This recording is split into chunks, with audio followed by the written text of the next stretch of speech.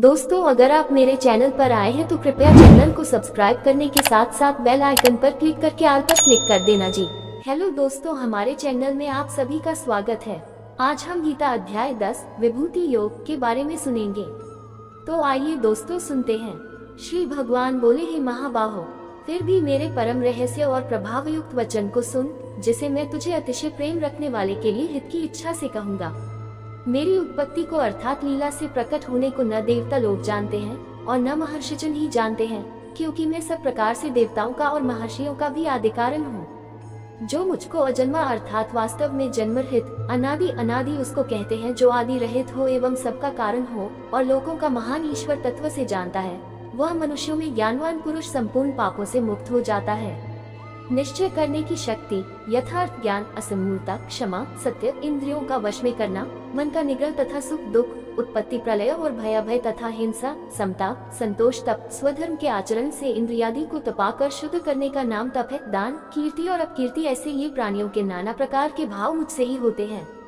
7 महर्षिजन, 4 उनसे भी पूर्व में होने वाले संकादि तथा स्वयंभुव आदि 14 मनु, ये मुझ में भाव वाले सब के सब मेरे संकल्प से उत्पन्न हुए हैं, जिनकी संसार में यह संपूर्ण प्रजा है। जो पुरुष मेरी इस परमेश्वर्य रूप विभूति को और योग शक्ति को तत्व से जानता है, जो कुछ दृश्य मात्र संसार है वह सब भगवान की माया है और एक वासुदेव भगवान ही सर्वत्र परिपूर्ण है, ये जानना ही तत्व से जानना है, वह निश्चल भक्ति योग से युक्त हो जाता है, इसमें कुछ भी संशय नहीं है। मैं वासुदेव ही संपूर्ण जगत की उत्पत्ति का कारण हूँ और मुझसे ही सब जगत चेष्टा करता है। इस प्रकार समझकर श्रद्धा और भक्ति से युक्त बुद्धिमान भक्तजन मुझ परमेश्वर को ही निरंतर भजते हैं। निरंतर मुझ में मन लगाने वाले और मुझ में ही प्राणों को अर्पण करने वाले, मुझ वासुदेव के लिए ही जिन्होंने अपना जीवन अर्पण कर दिया है, उनका नाम मद्गत प्राणा है।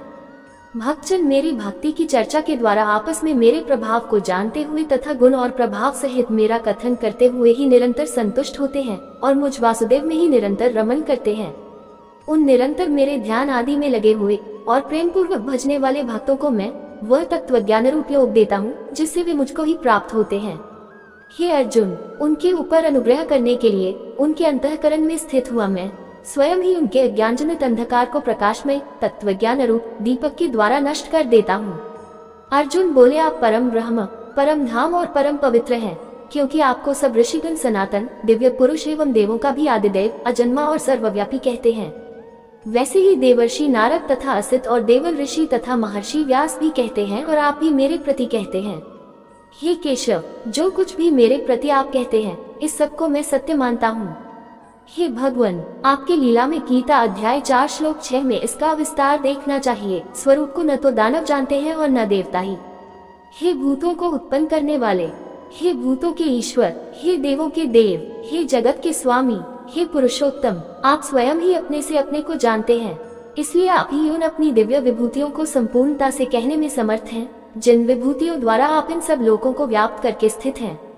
हे योगेश्वर, मैं किस प्रकार निरंतर चिंतन करता हुआ आपको जानूं, और हे भगवान, आप किन किन भावों में मेरे द्वारा चिंतन करने योग्य हैं। हे जनार्दन, अपनी योग शक्ति को और विभूति को फिर भी विस्तार पूर्वक कहिए, क्योंकि आपके अमृतमय वचनों को सुनते हुए मेरी तृप्ति नहीं होती, अर्थात सुनने की उत्कंठा बनी ही रहती है। श्री भगवान बोले, हे कुरुश्रेष्ठ, अब मैं जो मेरी दिव्य विभूतियां हैं उनको तेरे लिए प्रधानता से कहूँगा, क्योंकि मेरे विस्तार का अंत नहीं है। हे अर्जुन, मैं सब भूतों के हृदय में स्थित सबका आत्मा हूँ तथा संपूर्ण भूतों का आदि मध्य और अंत भी मैं ही हूँ।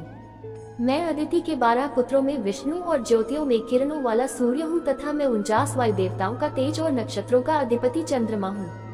मैं वेदों में सामवेद हूँ, देवों में इंद्र हूँ, इंद्रियों में मन हूँ और भूत प्राणियों की चेतना अर्थात जीवन शक्ति हूँ।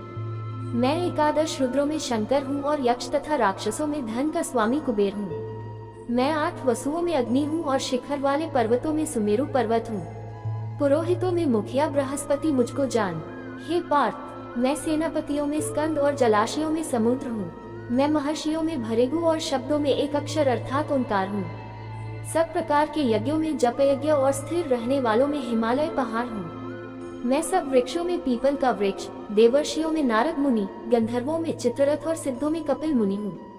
घोड़ों में अमृत के साथ उत्पन्न होने वाला उच्चैःश्रवा नामक घोड़ा, श्रेष्ठ हाथियों में ऐरावत नामक हाथी और मनुष्यों में राजा मुझको जान। मैं शस्त्रों में वज्र और गौ में कामधेनु हूँ।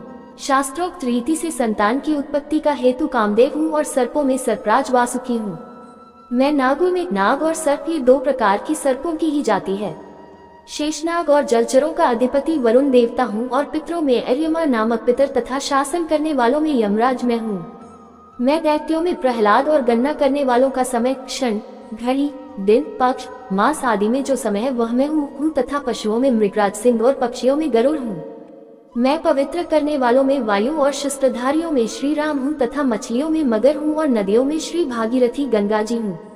हे अर्जुन, सृष्टियों का आदि और अंत तथा मध्य भी मैं ही हूँ।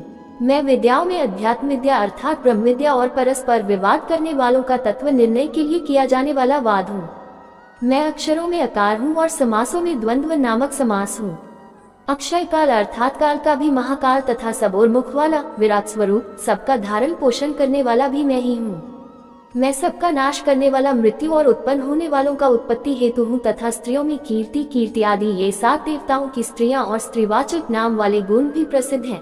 इसलिए दोनों प्रकार से ही भगवान की विभूतियां हैं। श्री, वाक, स्मृति, मेधा, धृति और क्षमा हूँ तथा गायन करने योग्य श्रुतियों में मैं बृहत साम और छंदों में गायत्री छंद हूँ तथा महीनों में मार्गशीर्ष और ऋतुओं में वसंत में हूँ। मैं छल करने वालों में जुआ और प्रभावशाली पुरुषों का प्रभाव हूँ। मैं जीतने वालों का विजय हूँ, निश्चय करने वालों का निश्चय और सात्विक पुरुषों का सात्विक भाव हूँ। वृष्णि वंशियों में यादवों के अंतर्गत एक वृष्णि वंश भी था। वासुदेव अर्थात मैं स्वयं तेरा सखा, पांडवों में धनंजय अर्थात तू, मुनियों में वेदव्यास और कवियों में शुक्राचार्य कवि भी मैं ही हूँ।